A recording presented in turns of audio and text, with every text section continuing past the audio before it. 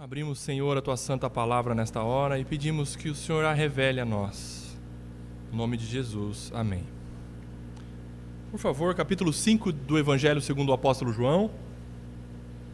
Vamos continuar a exposição. Nós temos seguido verso a verso do Evangelho de João. Na última pregação nós vimos dos versos 19 até o 21 do capítulo 5, que Jesus, ao proferir um discurso aos judeus após ele realizar aquele milagre da cura do paralítico que estava sem andar há 38 anos, ele provou a sua divindade. Ele inicia esse discurso provando a sua divindade ao mostrar que ele tem uma intimidade tal e única com Deus Pai. E por conta disso nós vimos na exposição passada que ele é quem dá vida a quem ele quer. Jesus dá vida a quem ele quer. E em continuidade então a esse discurso de Jesus, hoje nós vamos ver que ele revela ser o justo juiz. Jesus, o justo juiz. Vamos então do verso 22 até o verso 30. Acompanhe a leitura, por favor. Capítulo 5, do verso 22 até o verso 30. Diz assim as Sagradas Escrituras: E o Pai a ninguém julga, mas ao Filho confiou todo o julgamento, a fim de que todos honrem o Filho do modo por que honram o Pai. Quem não honra o Filho, não honra o Pai que o enviou. Em verdade vos digo, quem ouve a minha palavra e crê naquele que me enviou, tem a vida eterna. Não entra em juízo, mas passou da morte para a vida. Em verdade vos digo que vem a hora, e já chegou, em que os mortos ouvirão a voz do Filho de Deus, e os que a ouvirem viverão. Porque assim como o Pai tem vida em si mesmo, também concedeu ao Filho ter vida em si mesmo, e lhe deu autoridade para julgar, porque é o Filho do homem. Não vos maravilheis disto, porque vem a hora em que todos os que se acham nos túmulos ouvirão a sua voz e sairão. Os que tiverem feito o bem para a ressurreição da vida, e os que tiverem praticado o mal para a ressurreição do juízo.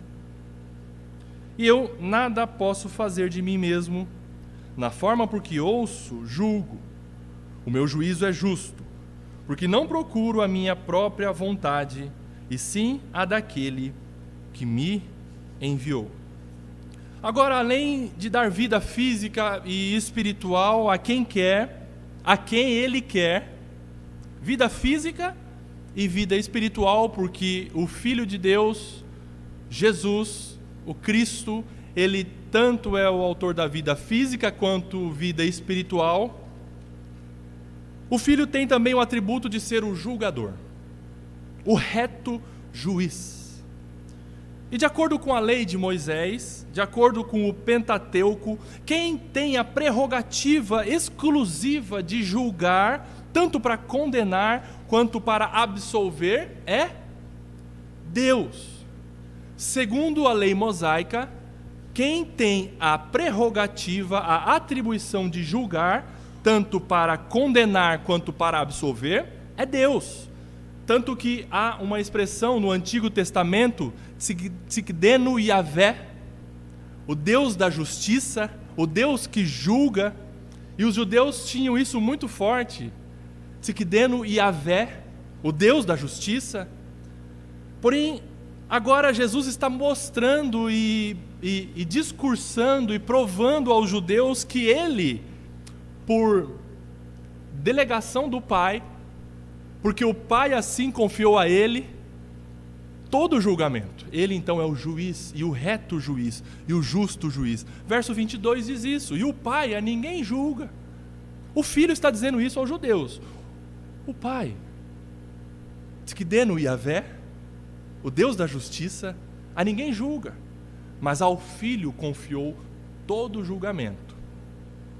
Deus, tendo toda a autoridade para julgar, pegou essa autoridade e delegou ao seu Filho, Jesus, para realizar o julgamento de toda a raça humana.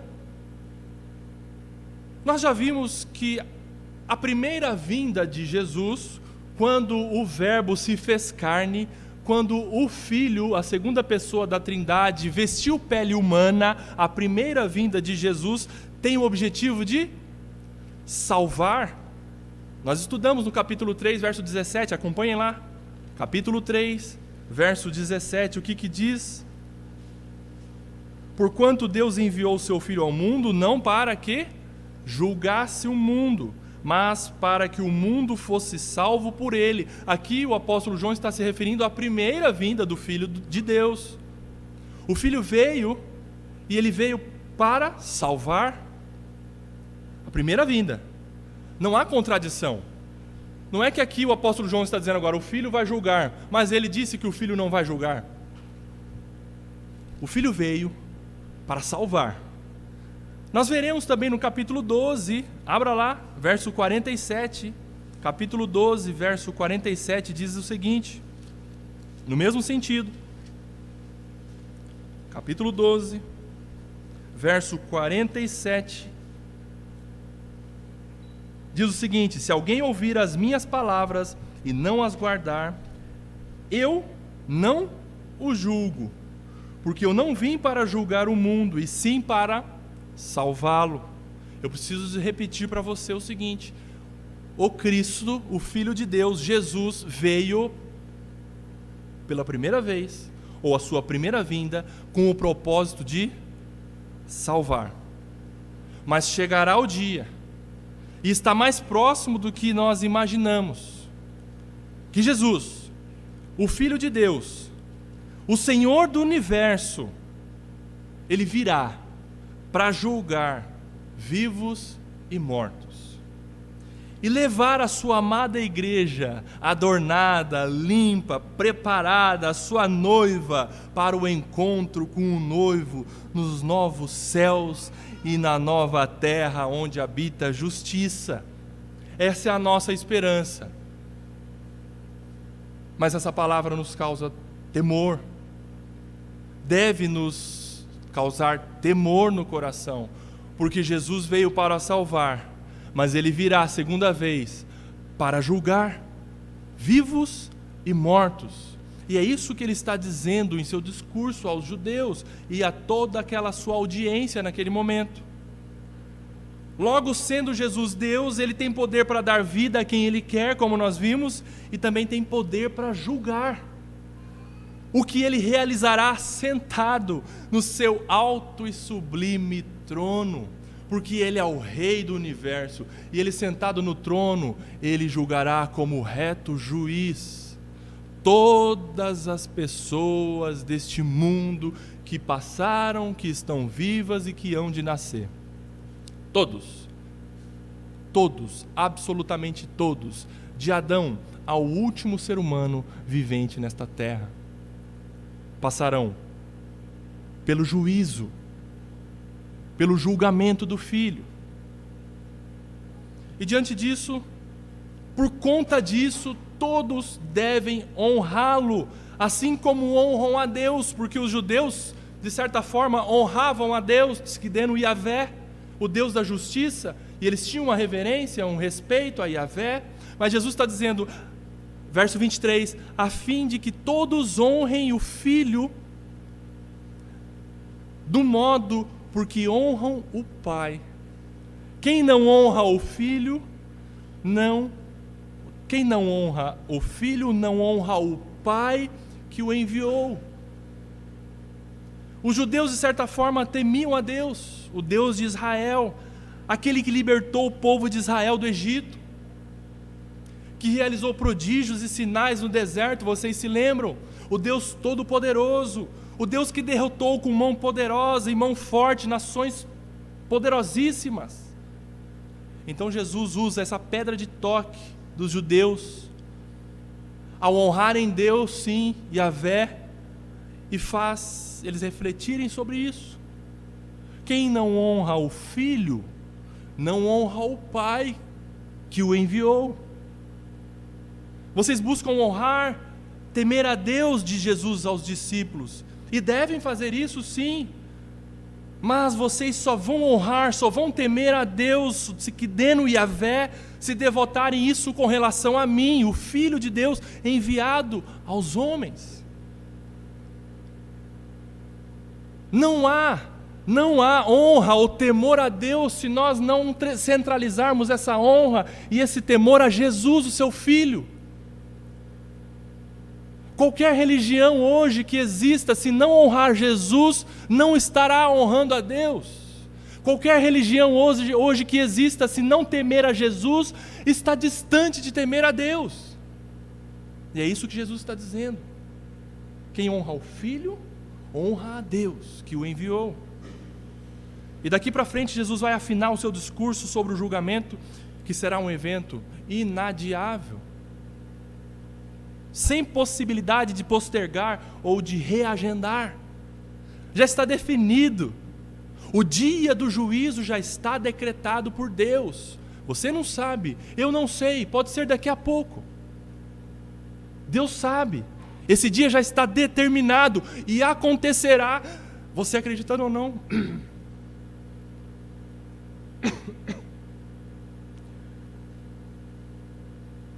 E daqui para frente,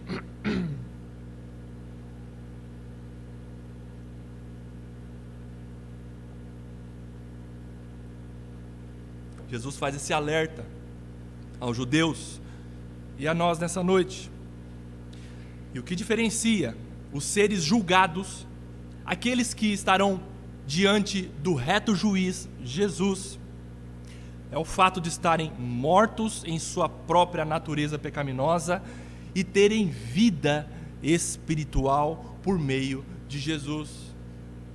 Só haverá duas classes de pessoas perante o reto e justo juiz Jesus: aqueles mortos em suas próprias naturezas pecaminosas e iníquas, e os que têm vida espiritual por meio do Filho. Verso 24, 25 e 26 diz isso. Vamos ler. Jesus continua: em verdade vos digo, quem ouve a minha palavra e crê naquele que me enviou, tem a vida eterna. Percebam, não entra em juízo, mas passou da morte para a vida. Em verdade vos digo, ele continua, que vem a hora, e já chegou, em que os mortos ouvirão a voz do Filho de Deus, e os que a ouvirem viverão. Porque assim como o Pai tem vida em si mesmo, também concedeu ao Filho ter vida em si mesmo. Por causa do verso 26, por causa do versículo 26, nós lemos agora: o Pai tem vida em si mesmo, e o Filho também tem vida em si mesmo, e tem poder para dar vida a quem Ele quer, como nós vimos na exposição passada. O Filho tem poder para dar vida a quem Ele quer. Por causa disso, acontece o que está escrito nos versos 24 e 25, percebam, olha lá. Verso 24 diz assim: em verdade vos digo, quem ouve a minha palavra e crê naquele que me enviou tem a vida eterna. Não entra em juízo, mas passou da morte para a vida. O Filho tem poder para dar vida, e não somente vida física, como nós vimos no início, uma vida física e temporal, mas vida espiritual e eterna. O Filho, através de Jesus, Ele, por ter vida em si mesmo, Ele concede vida espiritual a todos aqueles que estão mortos em seus delitos e iniquidades, através do Filho. O verso 25 diz o seguinte: em verdade vos digo que vem a hora e já chegou. Jesus está dizendo, não é algo futuro, mas naquele momento, aquela realidade, e hoje, vem a hora e já chegou. O momento está acontecendo, o acontecimento fático está acontecendo, desculpe a redundância, mas é isso que Jesus está dizendo no verso 25: vem a hora e já chegou em que os mortos ouvirão a voz do Filho de Deus, e os que a ouvirem viverão. Jesus está dizendo o seguinte: o Filho de Deus, vindo ao mundo para salvar, concederá ou dará ouvidos de ouvir, e aqueles que ouvirem crerão e terão vida através dele. Mortos não quer dizer situação física, uma situação temporal, mas a condenação. Quando Jesus diz mortos, são aqueles que estão condenados por estarem debaixo da ira de Deus, sem aquele do qual emana a vida. Todo aquele que não tem Jesus Cristo como seu Senhor e Salvador e não crê nisso, não crê em Cristo, está sem vida, está sem Deus, está morto, precisa de vida. E vem a hora e já chegou. Jesus está dizendo isso.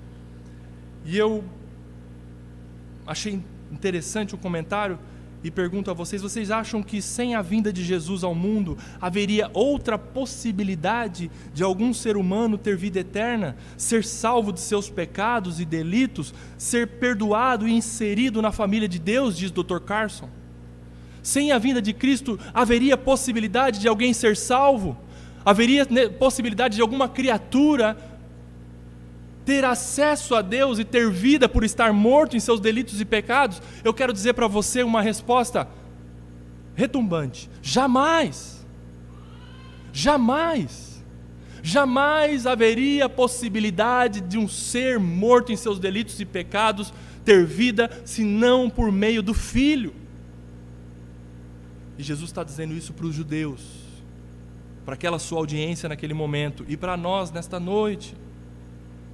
Por intermédio unicamente de Jesus, por conta da sua voz, o chamado eficaz e individual, o chamado de Jesus eficaz que chegou em você, você que crê em Jesus Cristo nessa noite, ouviu a voz, creu em Jesus Cristo, por conta desse chamado, os pecadores mortos em seus delitos e pecados, ao ouvirem a voz do Filho de Deus, passam a ter vida e vida eterna, louvado seja Deus.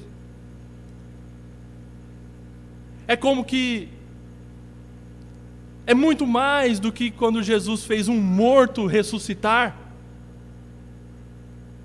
Excede essa situação. O milagre, por exemplo, da ressurreição de Lázaro é uma prova do poder infinito de Jesus, que pode dar vida eterna, não somente uma simples vida física e temporal. O Filho tem vida em si mesmo, e todo aquele que ouve a sua voz tem a vida eterna. Aos que a ouvirem viverão. Quando Jesus diz isso, e os que a ouvirem viverão, nem todos ouvirão. Todos serão salvos? Não. Todos ouvirão? Não. Escutarão, mas não ouvirão. Se ouvirem, e somente se ouvirem, viverão. E ouvir aqui, sabe o que é? É crer. É crer. João, quando ele escreve esse verso, reproduzindo o discurso de Jesus, ele lança a mão de um ensino do Senhor Jesus nos evangelhos sinóticos. No capítulo 13 de Mateus, verso 13, diz o seguinte: por isso lhes falo por meio de parábolas. Isso Jesus falando.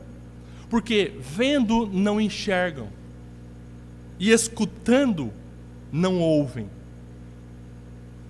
muito menos compreendem, disse o nosso Senhor Jesus. Não basta escutar, mas deve-se ouvir. Jesus mostra que o ouvir ou o crer não está ao arbítrio do homem, é um agir sobrenatural de Deus. Quando você fala, eu ouvi a voz de Deus, mas você estava morto, e para você ouvir, Deus colocou em seu coração o dom da fé, para você dizer, eu ouvi a voz de Deus, e eu creio em Jesus Cristo, mas não por causa de você, porque o dom da fé foi colocado no seu coração para você responder à fé. É como se você morto recebesse vida. Eu quero Jesus, mas você não consegue ter vida por si mesmo, somente por meio do dom da fé que vem de Deus. É isso que Jesus está dizendo para os judeus, mortos em seus delitos e pecados, e a você nessa noite que ainda não crê em Jesus Cristo. Você precisa de vida, e vida eterna, e Jesus tem o que você precisa. Ele é fonte de vida. Louvado seja Deus. Amém. Verso 26, então, somente Jesus tem vida em si mesmo, e por isso Ele, e somente Cristo, por concessão do Pai, percebam, Jesus em em perfeita, alinhada submissão com o Pai, pode dar vida a quem Ele quiser. Nós não temos vida em nós mesmos. Nós temos vida derivada. Nós temos vida dependente. Nós não somos fonte de vida. Deus sim, por meio de Jesus Cristo, é fonte de vida. E o Evangelho de João mostra fonte a jorrar para a vida eterna, aleluia.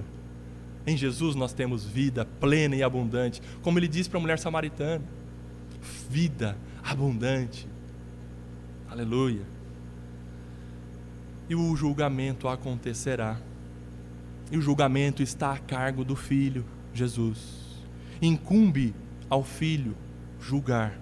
Verso 27, e lhe deu a autoridade para julgar, porque é o Filho do homem. Quem lhe deu? Precisamos entender o texto.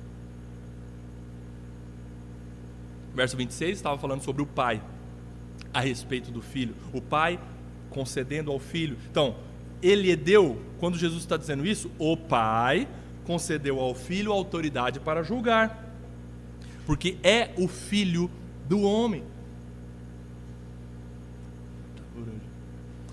Filho do homem. O que significa essa expressão?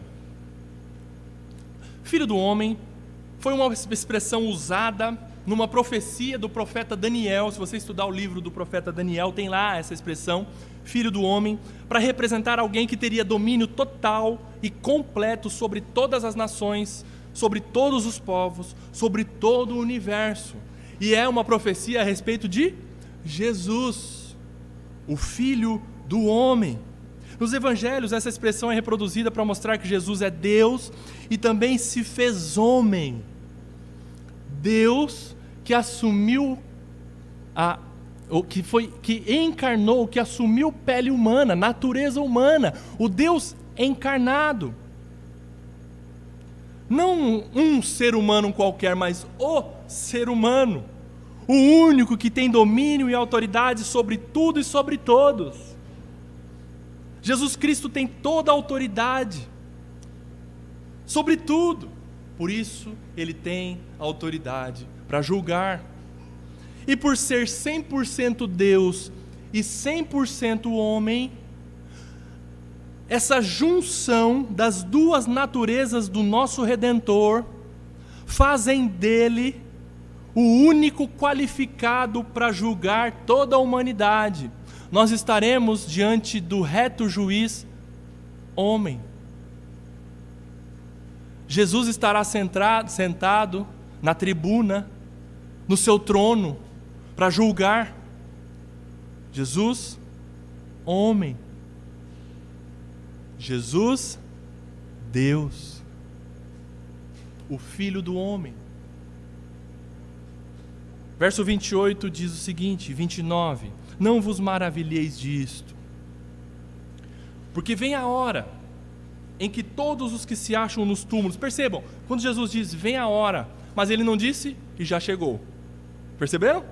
Porque a outra hora ele disse vem a hora e já chegou. Quando ele faz a junção dessas duas expressões, vem a hora e já chegou, ou seja, aquilo que ele está dizendo está acontecendo.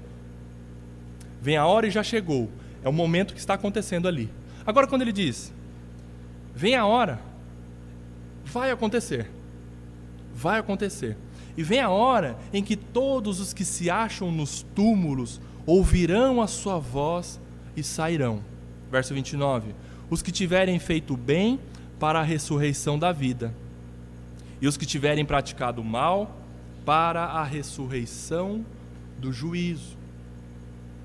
Não dá tempo para nós entrarmos aqui nos detalhes escatológicos desse trecho. Os detalhes, escatom significa o fim dos tempos, escatologia é o estudo do fim dos tempos. É uma passagem complexa, mas aqui Jesus deixa muito bem claro, não precisa muita interpretação, ele deixa claro com todas as letras que chegará o dia, você e eu estamos percebendo isso nesse trecho, chegará o dia em que toda a raça humana, de todas as eras, estará diante dele. Você percebeu isso na leitura desse verso? Compreendeu isso? É isso mesmo que o texto está dizendo. Todos os que se acham nos túmulos ouvirão a sua voz e sairão. Os que tiverem feito bem para a ressurreição da vida. Isso vai acontecer. E os que tiverem praticado mal para a ressurreição do juízo. Isso vai acontecer. É porque o Rodrigo está dizendo? Jamais. É porque o Redentor Cristo Jesus, o Senhor do Universo, está dizendo. E quando Ele fala, acontecerá. Quer você acredite ou não.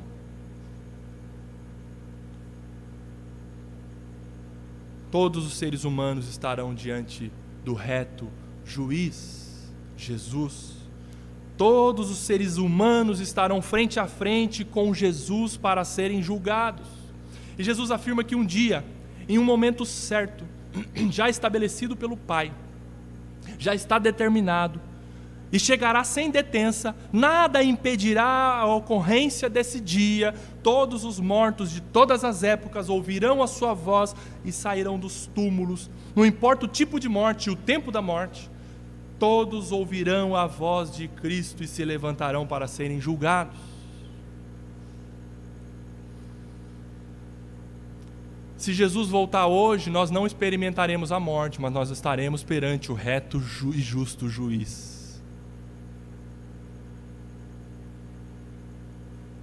Você já parou para pensar que daqui a pouco Jesus pode voltar? Por isso que uma palavra como essa causa temor a nós. Por isso que uma palavra como essa, vinda do nosso Senhor Jesus Cristo, nos causa temor, nos causa arrependimento, deve nos causar arrependimento para nós voltarmos para Ele e revermos a nossa vida. Porque a vida com o Senhor Jesus é uma vida de alegria, de abundância e de gozo, mas é de santidade.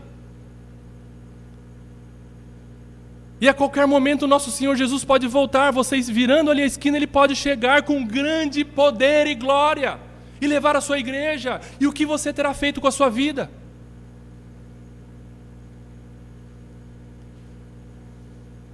O dia pode ser hoje. E o que nós estamos fazendo? Eu preciso dizer para você uma coisa. Quando Jesus diz, nesse verso, Jesus está falando também de mim e de vocês. Você crê nisso? Se você crê nisso, louvado seja Deus. Se você não crê nisso, isso não altera o que já está estabelecido por Deus sobre o grande dia do juízo final. Você vai estar lá. Houve um homem de Deus que disse que aquele que não acredita no inferno dará conta dele no primeiro dia em que estiver lá.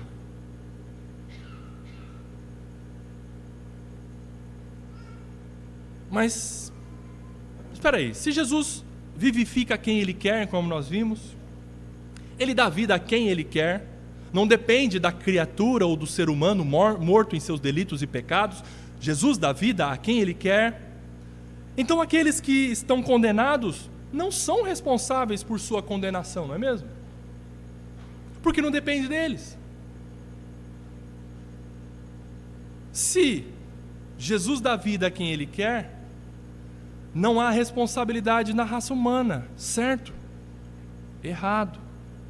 A palavra de Deus diz que todos nós somos responsáveis. Todos nós, toda a raça humana é responsável. Deus, em sua soberania, em seu plano soberano, ao escolher quem quis salvar, não anulou a responsabilidade do ser humano. Deus não anulou a responsabilidade dos seres humanos. É muito falha aquela analogia de que Deus soberanamente mexe com marionetes. Não. Nós não somos marionetes nas mãos de Deus, nós temos responsabilidades por nossas decisões pecaminosas e haveremos de responder por isso. Deus não nos faz pecar. É você que peca porque você é pecador. Essa junção da responsabilidade humana com a soberania de Deus, nós não conseguimos explicar, mas ela existe. Ela é bíblica. Deus é soberano sim, mas há uma responsabilidade de toda a raça humana. Todos são, como diz o apóstolo Paulo, indesculpáveis. Não tem desculpa em dizer, mas Deus não me escolheu.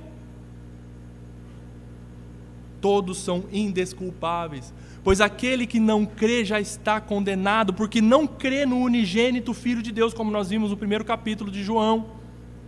Sabe por quê? Como nós vimos lá atrás, porque amaram mais as trevas do que a luz. A raça humana não está neutra, inerte. A raça humana não está no ponto morto. A raça humana ama as trevas. Você, no seu estado de pecado, você ama as trevas e odeia e rejeita a luz. Não há neutralidade nessa questão. Diz a palavra de Deus.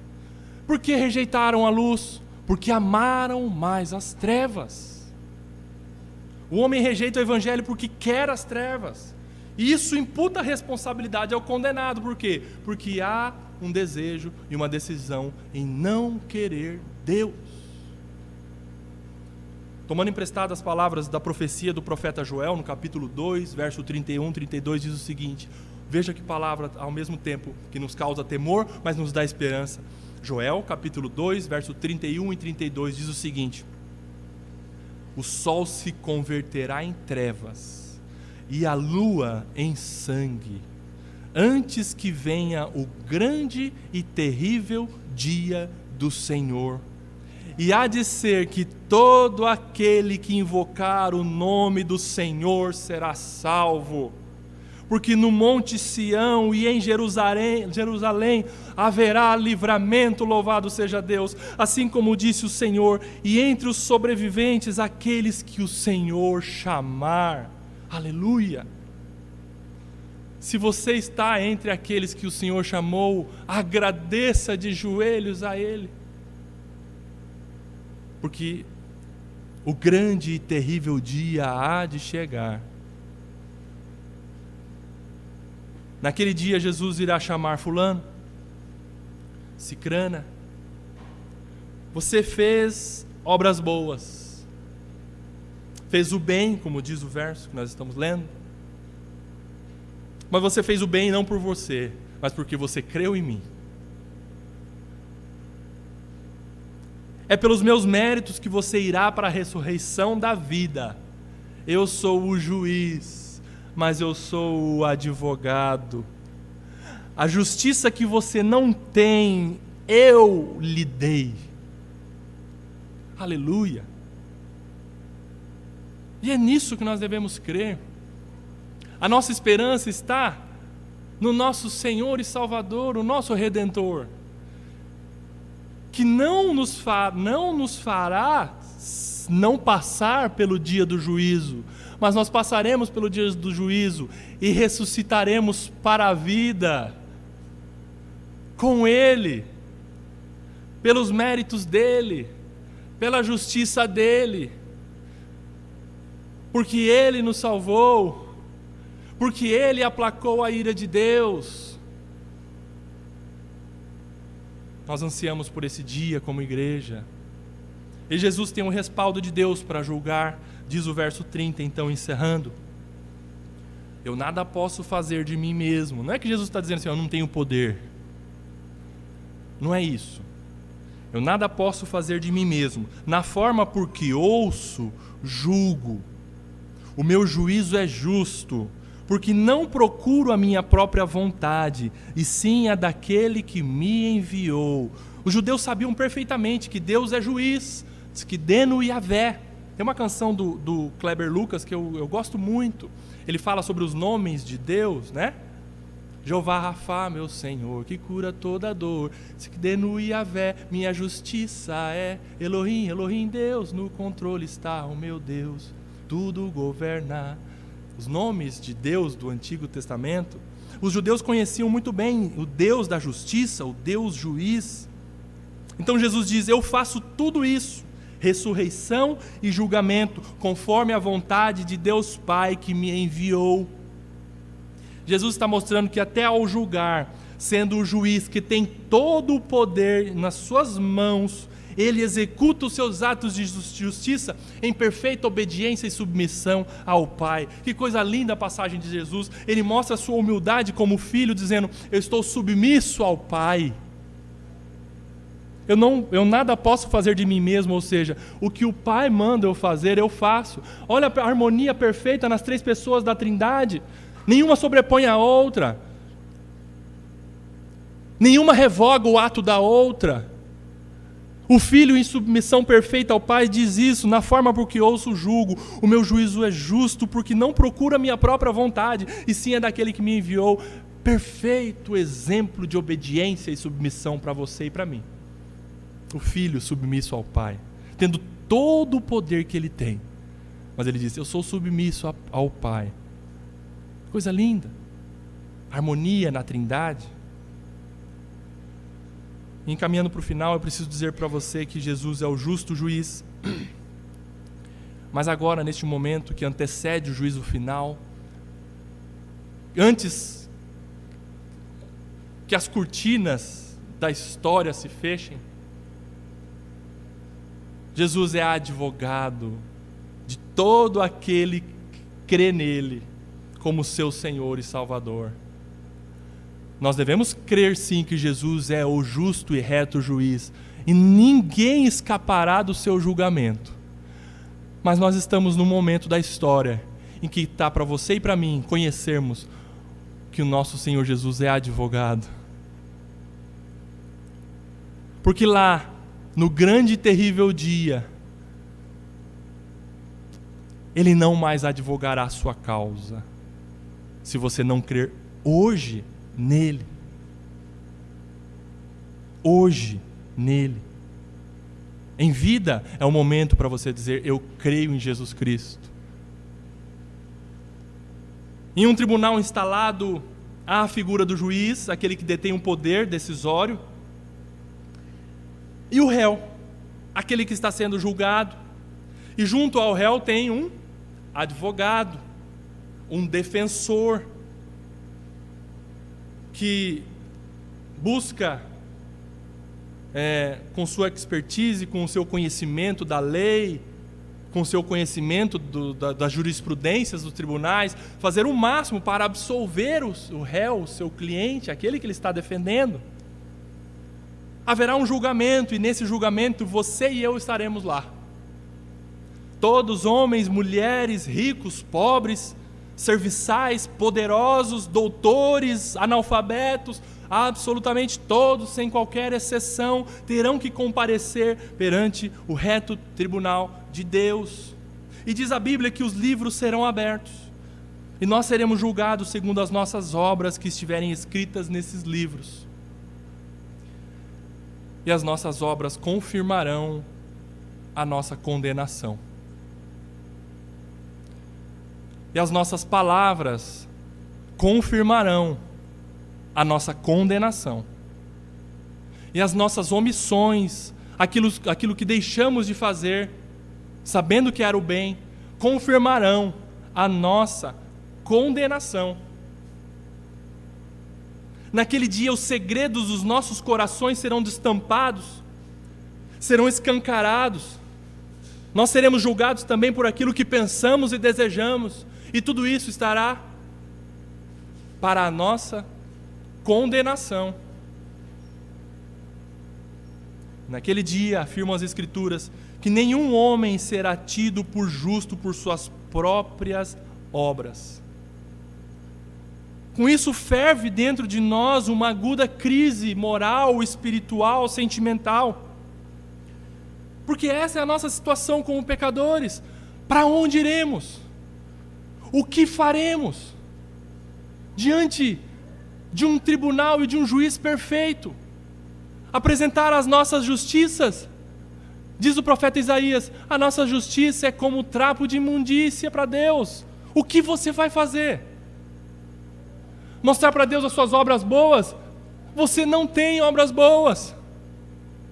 O que você vai fazer? Diante desse quadro futuro que acontecerá, você e eu precisamos muito de um advogado. mas não qualquer advogado. Diz o apóstolo João na sua primeira carta: o advogado Jesus Cristo, o justo, incomparável, único, supremo advogado. A palavra advogado no latim, vem do latim, do termo advocare. Ad significa junto ou do lado, do mesmo lado, junto ou do mesmo lado, e vocare é dizer, é falar por, é interceder. Isso que significa advogado. Por isso que o advogado, ele está ao seu lado. Quando você contrata um advogado, ele está do seu lado, falando por você, intercedendo por você diante de um juiz, diante de um julgador. Advogado. Então por que Jesus é o único, o perfeito advogado que pode ser o meu advogado junto ao Pai? Primeiro, ele é justo, ele é o justo, ele é o único justo. Jesus, ao se apresentar para o Pai como advogado, se apresentou sem pecado. O único ser humano que não pecou. Ele não tinha treva alguma. Ele não teve transgressão, como diz o profeta Isaías. Sendo ele mesmo luz e verdade e cumpridor da lei. Ele, como nosso advogado, estando do nosso lado, ele se apresentou a Deus dizendo: eu posso me interpor entre aquela pessoa escolhida e o Senhor Deus Pai. Eu posso me interpor. Eu sou o único mediador entre Deus e os homens, o justo. Segundo, Jesus Cristo é o único que pode estar ou pode advogar junto ao Pai, porque Ele defende a nossa culpa, não a nossa inocência. Jesus, como nosso advogado, Ele defende a nossa culpa, não a nossa inocência. Jesus perante Deus Pai não diz assim: Senhor, eles são inocentes. Jesus, como nosso advogado, o justo, Ele diz: eles são culpados. Eles são culpados. Jesus é o nosso advogado junto ao Pai e reafirma junto a Deus a nossa culpa. Jesus não intercede ao Pai dizendo que você e eu somos bons, como quis ensinar Jean-Jacques Rousseau. O ser humano é bom, mas é a sociedade que o corrompe. Ou que nós temos méritos para sermos absolvidos no tribunal de Deus. Jesus, ele não fala para o Pai, ele tem mérito para ser absolvido. Não, Jesus está reafirmando a nossa culpa. Ele não merece. Ele não merece o céu. Porque Deus mesmo em sua palavra diz que não inocentará o culpado, e a alma que pecar, esta morrerá. Você peca? Você morrerá. Você peca? Você morrerá. Portanto, Jesus não veio para defender os justos, mas para ser o salvador de injustos e indignos da graça de Deus. Se você se colocar na posição de indigno, de injusto, falar: Senhor, eu não mereço a salvação,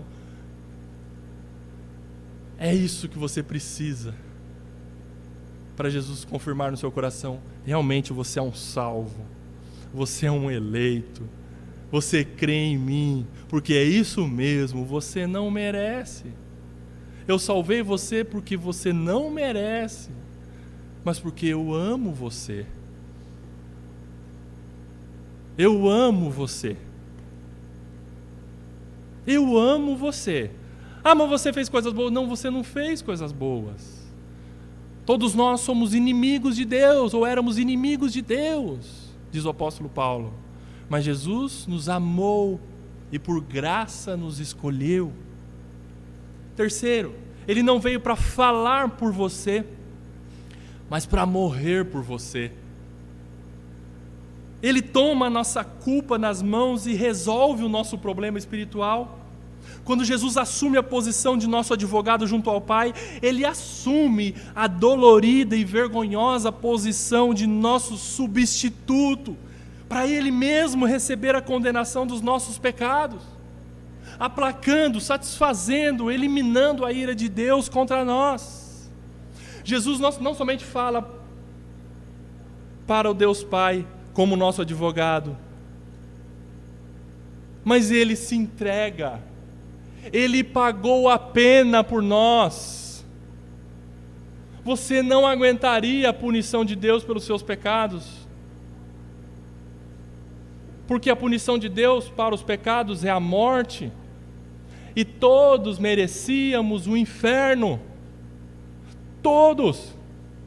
Mas Jesus fala para o Pai: eu advogo a causa deles, ou dele, e eu pago a pena por ele. Ele cumpriu a lei que eu descumpri. Ele obedeceu o que eu não consegui obedecer. Ele recebeu todos os golpes da lei que eu deveria receber por ser o transgressor. Então Ele não somente fala por nós, mas Ele morreu por nós. Ele pagou a pena da lei por nós. E quarto, Ele não somente substituiu você, Ele justificou você. Aleluia!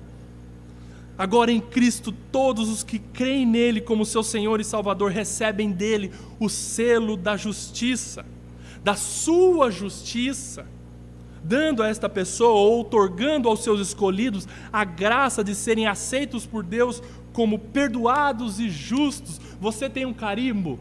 Perdoado. Você tem um carimbo? Justificado. Aleluia! Porque uma coisa seria Jesus nos substituindo, mas nós continuarmos sendo injustos para Deus. Mas o que Ele fez? A justiça dele, Ele imputou a nós. Ele fez de você injusto, um justo agora perante Deus. E Deus te olha e fala: você é justo, eu te aceito. A justiça de Deus é perfeita. Não pense você que você passaria no crivo de Deus tendo isso aqui de injustiça. Mas por causa da justiça do Filho, você foi aceito por Deus. Ele não somente substituiu você, mas imputou a justiça dele a você, fazendo de você justo.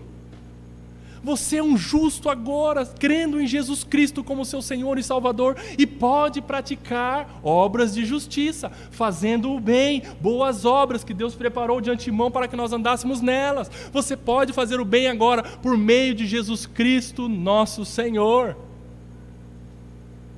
Aleluia! Por isso que viver em santidade é implicativo. Por isso que uma pessoa salva, ela não vive pecando. Por isso que o apóstolo João, quando escreveu que nós temos um advogado, antes ele fala: não peque, porém se pecar. Ou seja, o pecado é um acidente de percurso, não é uma regra nas nossas vidas. Se pecar, temos um advogado junto ao Pai, Jesus Cristo justo. Você é salvo, você é justo, deve praticar obras de justiça, de santidade, não pecar, não pecar. Nós não podemos viver confortavelmente no pecado. Isso é muito perigoso. Quando nós nos acomodamos e acostumamos com o pecado, é um sinal de que talvez nós não sejamos de fato justos. E tudo isso o nosso advogado fez sem cobrar qualquer honorário. Qualquer honorário. Sabe por quê? Porque nós não poderíamos pagar. O preço foi caro. O preço foi caro para Deus, mas foi de graça para nós, de graça. Isso nosso advogado Jesus fez sem levar em conta a ignomínia, a vergonha de suportar a cruz. Ele suportou a cruz em nosso lugar, mas pela alegria que lhe estava proposta, Ele se entregou por nós, para dar a você e a mim perdão dos nossos pecados e vida eterna. Ele fez isso por você. Por isso, quem tem a Jesus como seu Senhor e Salvador, o julgamento perante o tribunal de Deus ocorrerá sim. Porém, a posição de réu será como justificado e perdoado através dos méritos de Cristo, louvado seja Deus. Não há mais condenação para aqueles que estão em Cristo. Jesus Cristo pagou por você. E naquele dia nós enfrentaremos sim o grande e terrível dia. Mas a nossa posição é como justificados e perdoados, aleluia, por causa do nosso Senhor Jesus Cristo e só por causa dele. Os méritos de Cristo nos alcançaram. Estaremos perante o justo juiz vestindo o manto da justiça de Cristo. Em outras palavras, nós estaremos diante do reto juiz, cobertos pelo sangue do Cordeiro. Aleluia. Então Deus irá enfim dizer: venha, o seu nome está escrito no livro da vida. Desfrute da vida eterna que o meu Filho, o seu Senhor e Salvador, garantiu tudo isso a você. Aleluia.